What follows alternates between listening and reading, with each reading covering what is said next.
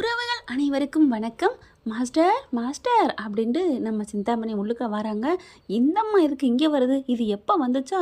எதை சொல்லுவாங்களே அந்த பூந்த வீடுன்னு, அந்த மாதிரி பூந்துருச்சே அப்படின்னு சொல்லிட்டு பார்க்குறாங்க. அப்போ வாம்மா வா சிந்தாமணி அப்படின்னு ஹாலில் அப்படியே நடுங்கிட்டு கிடக்க, என்ன மாஸ்டர் உங்களுக்கு முடியலைன்னு கேள்விப்பட்டேன், அதே வந்தேன் மாஸ்டர் பார்த்துட்டு போகலான்னு.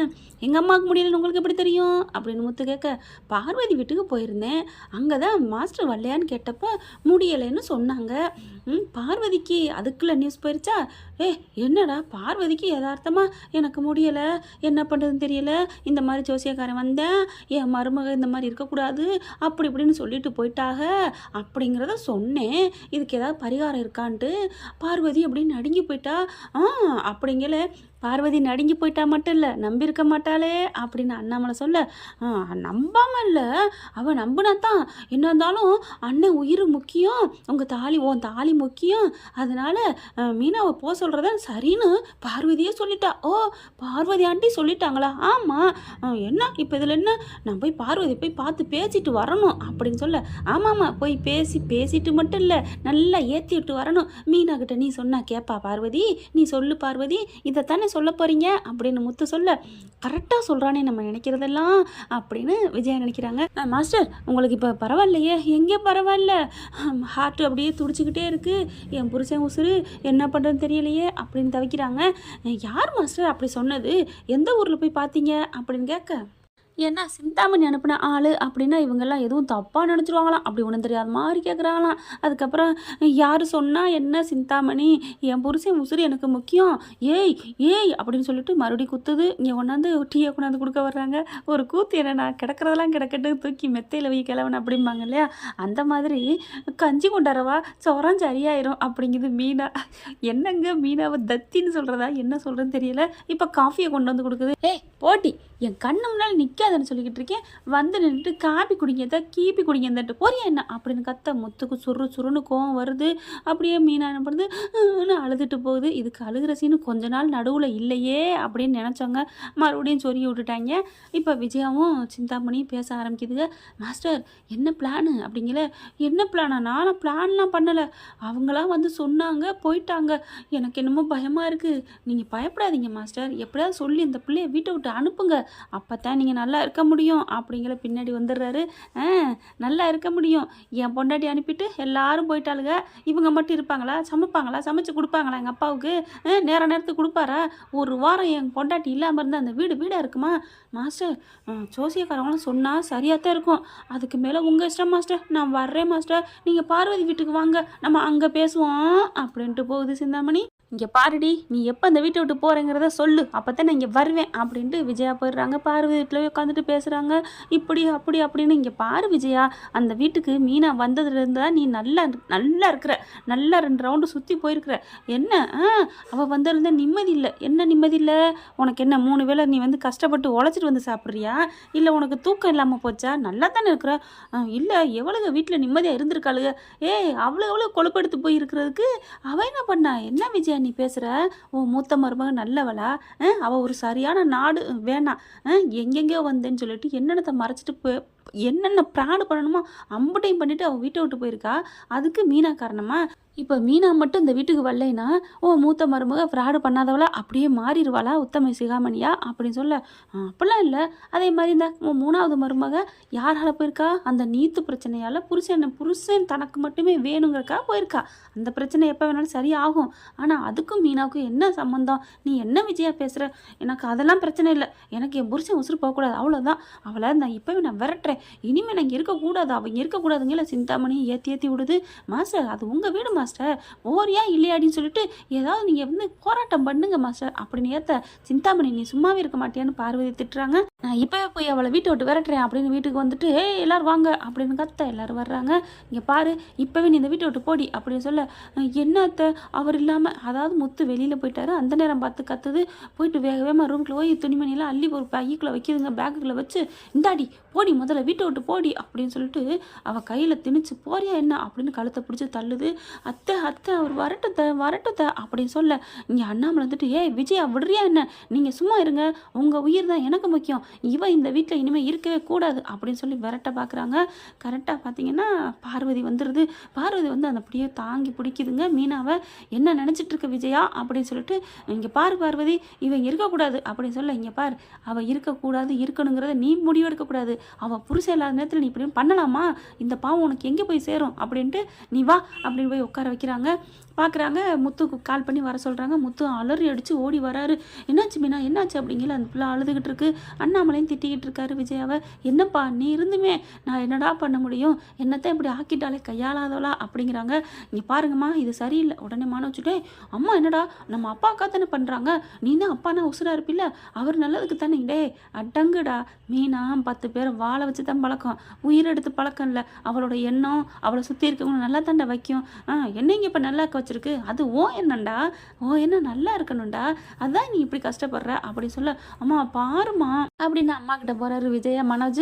உடனே விஜய், டே அவனை ஏன்டா திட்டுற, எல்லாம் அந்த இவளோட கிரகம் தான்டா, மரியாதையாக போகணும் இந்த வீட்டை விட்டு அப்படின்னு சொல்லிட்டு ஒத்த கால நிற்கிறாங்க. இப்போ மட்டும் அவள் போகலைன்னா அப்படியே சிந்தாமணி ஐடியா கொடுத்துருக்கு இல்லையா, ஒரு பாட்டில் வச்சுக்கன்னு இந்த பாட்டில் எடுத்துக்கிட்டு வைக்கிறாங்க.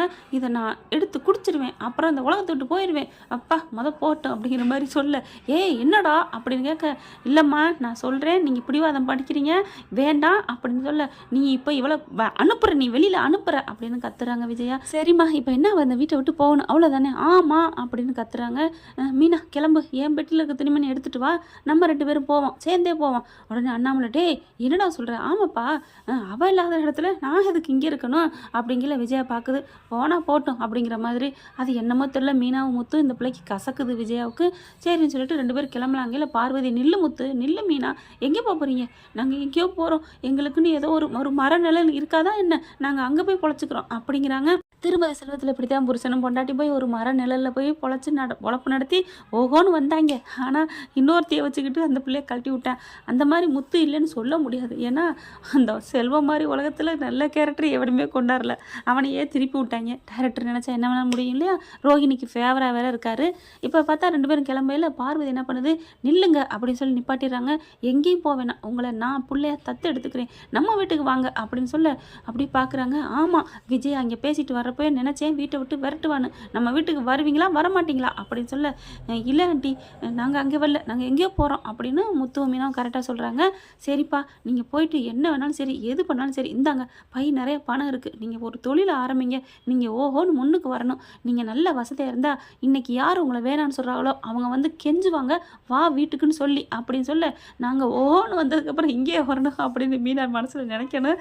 ஆனால் இவங்க மீனா என்ன பண்ணுறாங்க, வேணாம் ஆண்டி இந்த பணம் எங்களுக்கு வேணாம், நீங்களே வச்சுக்கோங்க, நாங்கள் உழைச்சி முன்னுக்கு வருவோம், எங்கள் 2 கை இருக்கே அது 200 கைக்கு சமம். ஐய அப்படின்னு இங்கே மனோஜ் விஜயாவும் பல்பம் காமிக்குதுங்க. முத்துவும் மீனாவும் நீங்கள் பணத்தை வச்சுக்கோங்க எனக்கு வேணாம் ஆண்டி அப்படிங்கிறாங்க. அட சும்மா இருமா வச்சுக்கம்மா வேணாம் அப்படிங்கிறாங்க. மீனா என்ன பண்ணுறாங்க, டக்குன்னு ஏங்க நம்மட்டு இதெல்லாம் எடுத்துகிட்டு வந்துடுறேன், என் பொருளெல்லாம் அங்கே இருக்குது அப்படின்னு சொல்லி ஒரு சின்ன பொருளாக வச்சுருக்காங்களா எடுக்க போகிறாங்க. கரெக்டாக மீனாவுக்கு ஃபோன் வருது. ஃபோன் எடுத்து அட்டன் பண்ணி பேசுகிறாங்க. எல்லோரும் பார்த்துட்ருக்காங்க. அப்போ தாங்க அங்கே அவங்க வேலை பார்க்குறாங்க இல்லையா, புதுசாக இப்போ கடை போட்டு நீங்கள் எல்லாத்துக்கும் சூப்பராக நீங்கள் பூ போட்டிருக்கீங்கன்னு எல்லோரும் ரொம்ப சந்தோஷப்பட்டாங்க.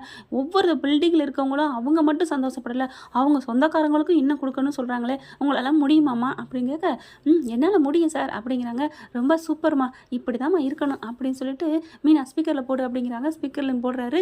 இந்த மாதிரி ஒரு தொழிலாளியை நான் பார்த்ததே இல்லைம்மா, நீங்கள் உங்களோட திறமைக்கும் உங்களோட ஒரு உத்வேகம் இருக்குது பார்த்தீங்களா, அதுக்கும் நீங்கள் உலகத்தையும் வாங்கிடுவீங்கம்மா, நீங்கள் அப்படி ஒரு முகராசிமா, நீங்கள் இங்கே வந்து காலடி வச்சதுலேருந்து என்னோட இந்த ஒர்க்கே ரொம்ப ராசியாகி போயிட்டுருக்குமா, நல்லா மேலும் இம்ப்ரூவ்மெண்ட் ஆகிட்டே இருக்குமா, உங்களுக்கும் வியாபாரம் பெருகுது பார்த்தீங்களா, நல்ல ஒரு முகராசிமா உன் முகராசி அப்படிங்கிற மீனாவுக்கு அப்படியே ஒரு மாதிரியாக இருக்குது. அண்ணாமலை பார்க்குறாரு, கேட்டுக்கிட்டியாடி அப்படிங்கிற மாதிரி ஜாடை நம்ம விஜயாவை சொல்ல, உடனே அடுத்து இன்னொன்று சொல்கிறாங்க பாருங்கள். அப்புறம் மேடம் உங்களுக்கு இந்த மாதம் ஃபுல்லாக நீங்கள் போட்டது எல்லாருமே பணம் கொடுத்துட்டாங்க, அவ்வளோ வீட்டு பணத்தையும் போட்டு மொத்தம் 4.5 லட்ச ரூபா வருது இந்த மாதம் உங்களுக்கு வச்சுக்கோங்க அப்படிங்கிறாங்க.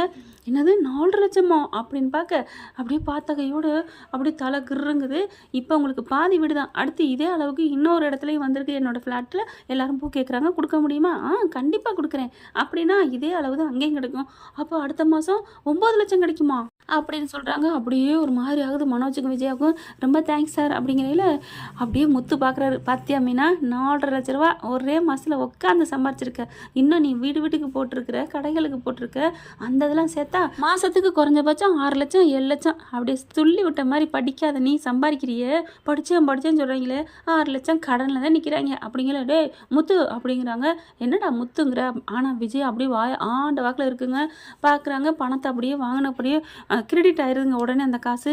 மீனா பார்க்குது. ஏங்க அப்படிங்கல.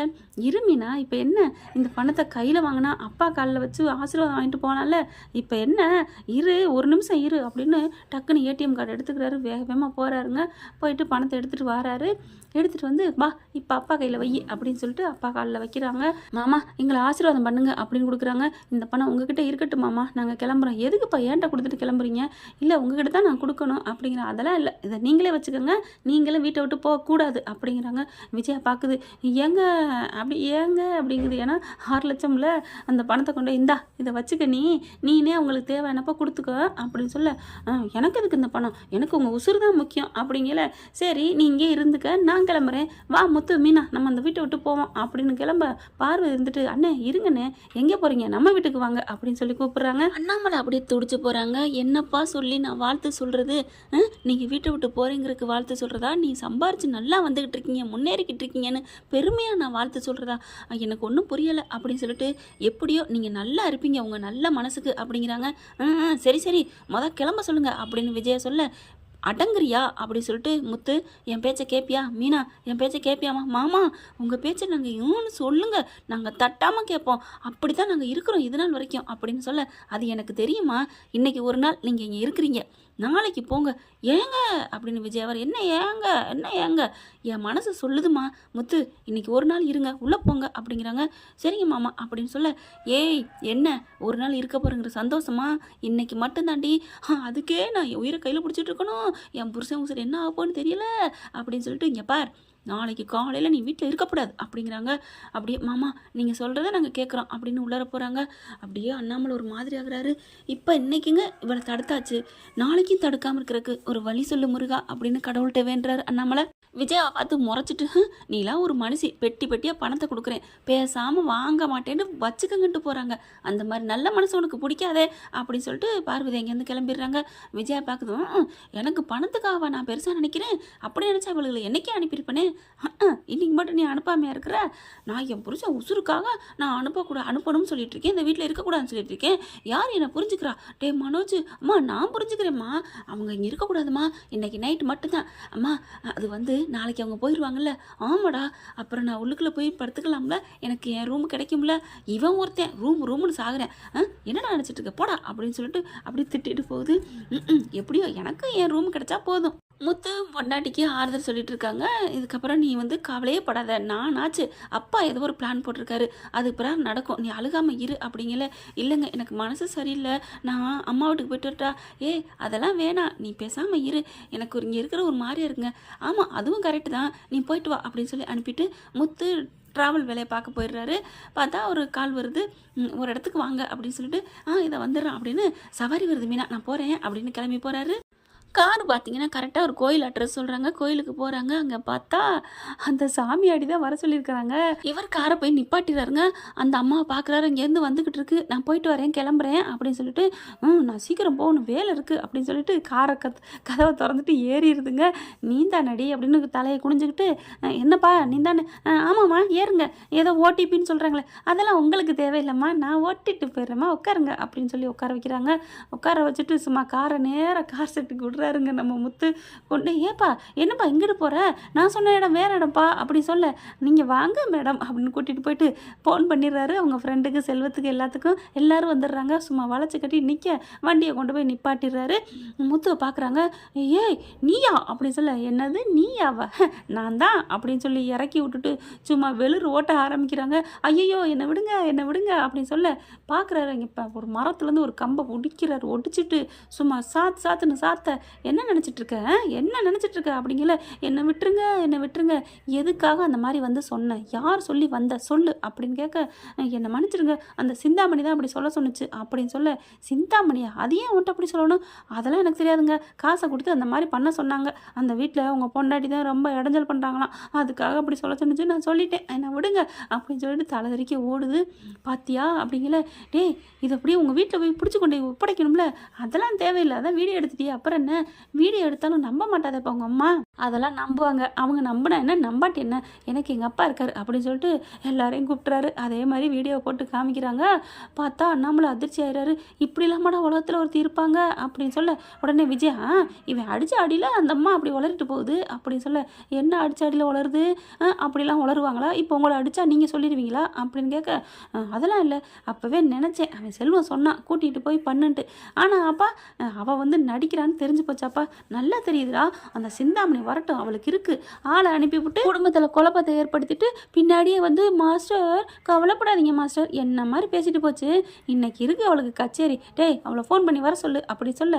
விஜய் வந்துட்டு அது வந்து வர சொல்கிறியா இல்லையா, சரி அப்படின்னு சிந்தாமணிக்கு ஃபோன் பண்ணி, சிந்தாமணி கொஞ்சம் வாரியா அப்படின்னு கேட்க, என்ன மாஸ்டர் உடம்புக்கு எதுவும் முடியலையா, ஆமான்னு ஆட்டு அப்படிங்கிறாரு அங்கே கேட்டகையோட அண்ணாமலை. உடனே ஆமாம் அப்படின்னு விஜய் சொல்ல, இந்த வரேன் மாஸ்டர், ஏதாவது நான் வாங்கிட்டு வரணுமா, ஒன்றும் வேணாம் வா அப்படின்னு சொல்லிட்டு ஃபோனை வைக்க சிந்தாமணி வருது. மாஸ்டர் மாஸ்டர் அப்படின்ட்டு இங்கே பார்த்தா ஆளுகளே காணோம், என்ன யாரையும் காணோம், அப்படியே விஜய் அட்டக்கி வச்சுருக்காங்க, வாயை திறக்கக்கூடாதுன்னு உள்ளுக்க வருது. வந்த கையோட மாஸ்டர் மாஸ்டர் அப்படின்னு வர, வாம்மா அப்படின்னு கதவை சாத்திட்டு செம்ம காண்டாரார் அண்ணாமலை, நீலாம் ஒரு மனுஷியா அப்படின்ட்டு, டே முத்து எட்ரா ஆயுதத்தை அப்படின்னு ஒரு இதை எடுக்கிறாருங்க. எடுத்துகிட்டு வந்து, என்ன எல்லாரும் என்ன ஒரு மாதிரியாக பார்க்குறீங்க, என்ன பார்க்குறமா, எதுக்குடி இந்த பூசாரியை அந்த சாமியாடி போலி சாமியாடி அனுப்புனேன் அப்படின்னு சொல்ல. அதெல்லாம் இல்லையே, மாஸ்டர் கேட்டாங்க அனுப்பி வச்சேன், மாஸ்டர் கேட்டால் எல்லாத்தையும் ஏற்றி விட்டு அனுப்பி விடுவியா, அது ஒரு போலி சாமியார் தெரியுமா, எனது போலி சாமியாரா, இல்லையே எனக்கு தெரிஞ்சவங்க தான், நல்லா ஜோசியம் சொல்லுவாங்க, அப்போ இதை பாரு அப்படின்னு சொல்ல. ஐயோ மாட்டிக்கிட்டாளா, போட்டு கொடுத்துட்டாளா என்னைய, அப்போல்லாம் இல்லை, அவள் வந்து நீங்கள் அடித்ததுனால அப்படி சொல்லியிருப்பா, ஓ அடித்ததுனால அப்படி சொல்லியிருப்பா, அப்புறம் நாங்கள் உங்களை அடிக்கிறோம் நீங்கள் சொல்கிறீங்களான்னு பார்ப்போமா அப்படின்னு அடி விழுறு ஓட்ட. ஐயையோ என்னை மன்னிச்சிருங்க, நான் தான் தெரியாமல் அனுப்பிட்டேன் அப்படின்னு சொல்ல. எதுக்காக இப்படி சொன்னேன் அப்படின்னு சொல்லி செம்ம காண்டாயி அடிக்கிறாரு. அப்போ தான் உண்மையை ஒத்துக்கிறாங்க. விஜயா மாஸ்டர் எப்போ பார்த்தாலும் அந்த மருமகனால தான் எனக்கு வாழ்க்கையே இப்படி போச்சு, எல்லாமே என் வீட்டை விட்டு போயிட்டாளுங்க அப்படின்னு சொன்னாங்க, அதனால தான் நான் அப்படி அவளை அனுப்புறக்காண்டி ஒரு ஆளை அனுப்புனேன் அப்படின்னு சொல்ல. சரி அதெல்லாம் இருக்கட்டும், எங்கள் அப்பா உயிருக்கு ஆபத்துன்னு ஏன் சொல்லணும், அதை சொன்னால் தான் உங்கள் அம்மா அனுப்புவாங்க, குறியா ஒத்த கல்ல நிற்பாங்கன்னு நான் சொன்னேன், என்னை விட்டுருங்க ஆளை விடுங்க அப்படின்னு சொல்லி கெஞ்சது. இதை நான் உன்னை சும்மா விட மாட்டேன், மரியாதையாக போலீஸில் உன்னை ஒப்படைச்சி போலீஸ் சாமியார் அனுப்புனேன்னு சொல்லிட்டு உன்னை என்ன பண்ணுறேன் பாரு அப்படின்னு சொல்லிட்டு பயங்கர மூடில் பயங்கர கோவத்தில் கத்துறாரு முத்து. இந்த வீடியோ உங்களுக்கு பிடிச்சிருந்தா தயவு செய்து லைக் பண்ணுங்க, இன்னும் அப்டேட்ஸ்க்காக சேனலை சப்ஸ்கிரைப் பண்ண மறக்காதீங்க. நம்ம கிட்ட இருக்க எல்லா சேனல்ஸோட லேட்டஸ்ட் வீடியோ அப்டேட்ஸ்க்காக மேல ரைட் சைடுல காட்டுற லிங்கை கிளிக் பண்ணி வாட்ஸ்அப் குரூப்ல ஜாயின் பண்ணுங்க. உங்களிடம் விடைபெறுவது நான் உங்கள் மெஹர்.